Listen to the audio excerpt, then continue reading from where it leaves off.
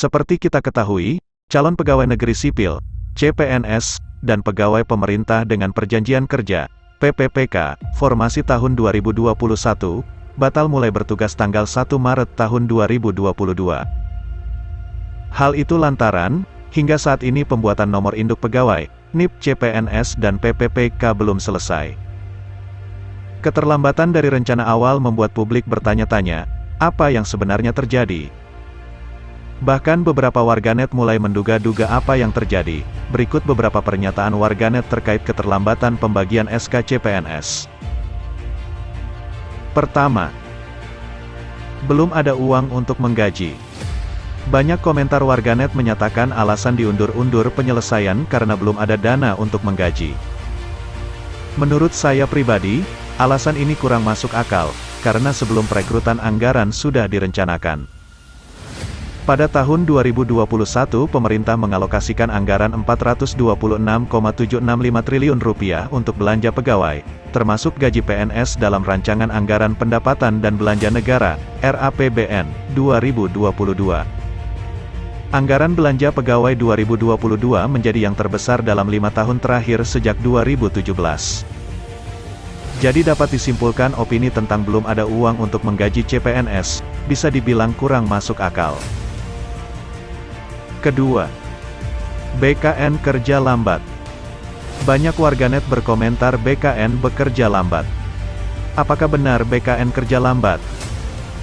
Seperti kita ketahui, tahun 2021 jumlah yang lulus CPNS cukup tinggi, ditambah lagi dengan perekrutan PPPK tahap 1 dan tahap 2, jadi beban kerja BKN meningkat. Dari BKN sendiri sudah menyatakan bekerja lembur untuk mempercepat penerbitan NIP. Di luar keterlambatan penerbitan NIP, kita perlu apresiasi capaian BKN sejauh ini. Ketiga, dari daerah, instansi belum mengajukan ke BKN. Bukan tidak beralasan warganet berkomentar demikian. Mengutip pernyataan Satya Pratama, BKN akan proses setelah dari instansi mengajukan dan dokumen lengkap. Jadi warganet berpikir, apakah ada instansi yang belum mengajukan berkas dokumen? Sedangkan, peserta CPNS dan PPPK yang dinyatakan lulus sudah mengisi DRH 100%. Untuk data instansi yang belum mengajukan dokumen, saya yang hobi rebahan mencoba mencari informasi terkait hal tersebut. Dan saya tidak menemukan data atau berita instansi yang belum mengajukan berkas dokumen.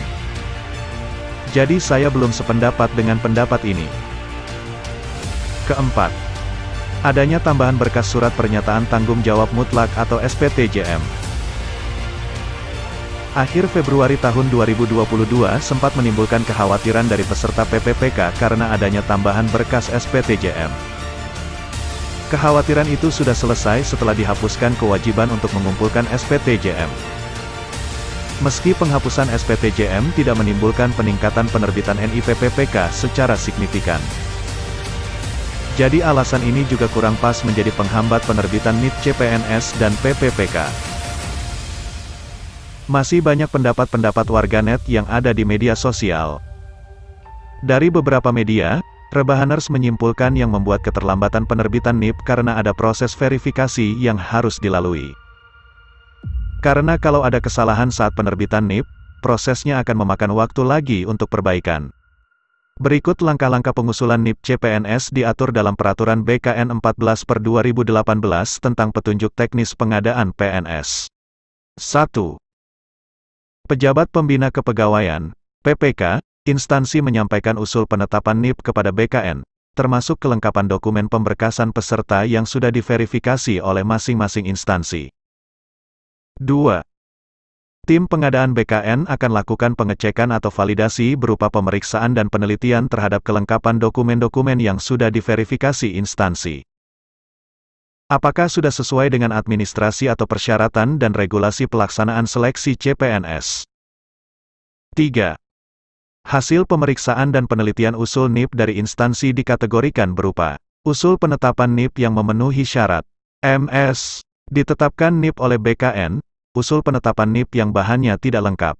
BTL, dikembalikan dengan surat pemberitahuan ke instansi untuk dilengkapi, dan usul penetapan NIP yang tidak memenuhi syarat, TMS, dikembalikan dengan surat pemberitahuan ke instansi. 4. PPK dalam waktu paling lama 30 hari kerja setelah menerima penetapan NIP dari BKN, kemudian membuat keputusan pengangkatan, SKCPNS. Oke kawan, demikian informasi dari saya, semoga bermanfaat. Untuk yang baru bergabung jangan lupa tekan tombol subscribe dan nyalakan notifikasinya, agar Anda tidak ketinggalan informasi dari kami. Terima kasih. Salam Rebahaners. Ners yang hobi rebahan.